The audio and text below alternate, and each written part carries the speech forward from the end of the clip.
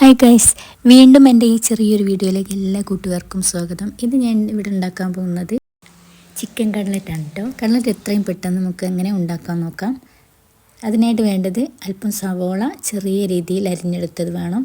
പിന്നെ കുറച്ച് മല്ലിച്ചപ്പ്, പുതിന, പച്ചമുളക്, ഇഞ്ചി, വെളുത്തുള്ളി, കറിവേപ്പില ഇവ അരിഞ്ഞ് റെഡിയാക്കി വെച്ചതിന് ശേഷം ഒരു പാൻ അടുപ്പിൽ വെച്ച് നല്ലപോലെ ചൂടായ ശേഷം അല്പം എണ്ണ ഒഴിച്ച് അതിലേക്ക് ആദ്യം തന്നെ സവോള ഇട്ട് കൊടുക്കാം.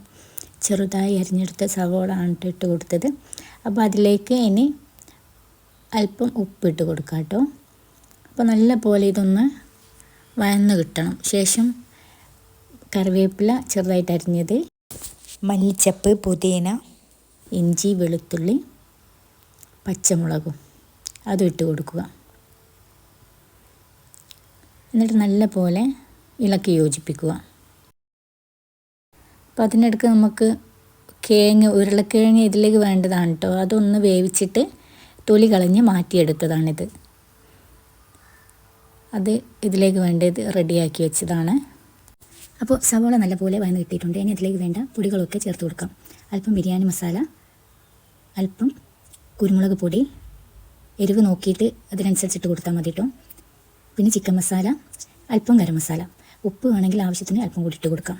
ഇനി നമ്മൾ ചെയ്യേണ്ടത് നേരത്തെ റെഡിയാക്കി വെച്ച കിഴങ്ങുണ്ടല്ലോ, അത് നല്ല പോലെ ഉടച്ച് റെഡിയാക്കിയതിന് ശേഷം അതിലേക്ക് നമ്മൾ ഈ മാറ്റി വെച്ച സവോള കൂട്ടുണ്ടല്ലോ അതിട്ട് കൊടുക്കാം. പിന്നെ ഒരു 2 ചിക്കൻ പീസ് മതി. ഇത് കുറച്ച് മാത്രമേ ഉള്ളൂ, അതുകൊണ്ട് ഞാൻ 2 ചിക്കൻ പീസ് മാത്രമേ എടുത്തുള്ളൂ. അതായത് ഫ്രൈ ചെയ്തെടുത്ത ചിക്കൻ പീസാണ് എടുത്തത്. അതൊന്ന് പിച്ചിയിട്ട് ഇതിൽ ചേർത്ത് കൊടുക്കാം. അപ്പോൾ ഇവയെല്ലാം കൂടി മൊത്തമായിട്ട് ഒന്ന് നല്ല പോലെ യോജിപ്പിച്ചെടുത്തതിന് ശേഷം നമുക്കിതിലേക്ക് വേണ്ട ബ്രെഡാണ് കേട്ടോ. ഇതൊന്ന് മിക്സ് ചെയ്തെടുത്തതാണ്. അപ്പോൾ ബ്രെഡ് നമുക്ക് ഈ പരുവമായി കിട്ടണം കേട്ടോ. ഇനി നമുക്ക് നേരത്തെ റെഡിയാക്കി വെച്ച കൂട്ടുണ്ടല്ലോ, ആ കൂട്ട് നോക്കിയിട്ട് എങ്ങനെയാണ് കട്ലറ്റ് നമുക്ക് വേണ്ട രീതിയിൽ ഷേപ്പാക്കി എടുക്കുന്നത് നോക്കാം. ഇപ്പോൾ എല്ലാ ഷേപ്പുകളും ഇത് ഉണ്ടാക്കാവുന്നതാണ്. നമ്മളിപ്പോൾ ഈ ഒരു പരുവത്തിലാണ് എടുത്തത്. റൗണ്ട് ഷേപ്പാണ് കേട്ടോ. അപ്പോൾ ഇങ്ങനെ ചെയ്തെടുക്കുക. നമ്മൾ ടിന്നിൻ്റെ മൂടിയൊക്കെ ഉണ്ടല്ലോ, അതൊക്കെ എടുത്തിട്ട് അതിലൊക്കെ വെച്ച് റെഡിയാക്കി നമ്മൾ പിന്നെ പെട്ടെന്ന് ആയതുകൊണ്ട് ഇത് ചെറുതായിട്ട് കയ്യിലൊന്നിട്ട് ഉരുട്ടിയതിന് ശേഷം ഈ ഒരു ആകൃതിയിലാണ് ആക്കിയെടുത്തത്.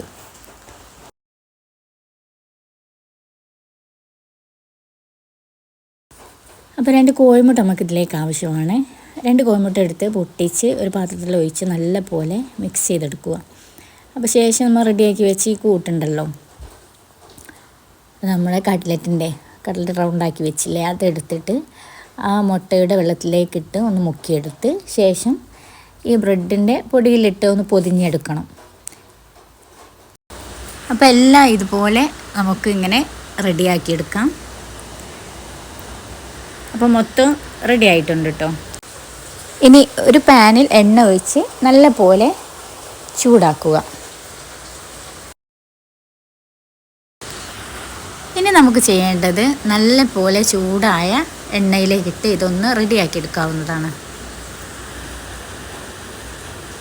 തീ അധികം കൂട്ടിയിടണ്ട കേട്ടോ. അപ്പോൾ നമുക്ക് ഓരോന്നായിട്ട് ഇട്ട് കൊടുത്ത് ഇതൊന്ന് റെഡിയാക്കി എടുക്കാവുന്നതാണ്. ഇത് വളരെ പെട്ടെന്ന് റെഡിയാവുന്നതാണ് കേട്ടോ. അപ്പോൾ ഒരു 2-3 മിനിറ്റ് സമയം വെച്ചതിന് ശേഷം അതൊന്ന് നമുക്ക് തിരിച്ചിട്ട് കൊടുക്കാം. അപ്പോൾ തിരിച്ചിട്ട് കൊടുക്കാം. റെഡി ആയിട്ടുണ്ട്. ഒരു ഭാഗം നല്ല പോലെ റെഡി ആയിട്ടുണ്ട് കേട്ടോ. എല്ലാം ഇതുപോലെ ചെയ്യുക.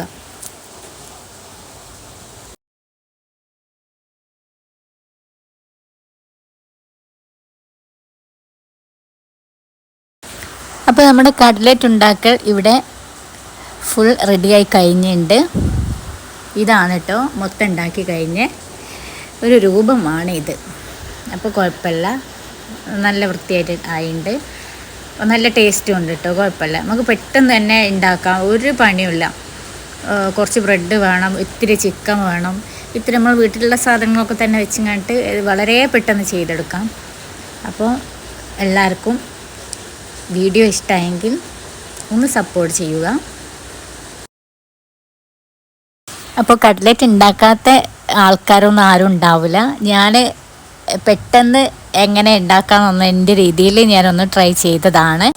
അപ്പോൾ നമ്മൾ വീട്ടിലുണ്ടാക്കിയ നല്ല ചൂടോടെയുള്ള കട്ട്ലറ്റാണ്. അപ്പം ഇത് നല്ല ചൂട് ചായയോടൊപ്പവും പിന്നെ നല്ല ജ്യൂസിൻ്റെ കൂടെയൊക്കെ നമുക്ക് നല്ല രീതിയിൽ നല്ല ടേസ്റ്റോടു കൂടി കഴിക്കാവുന്നതാണ്.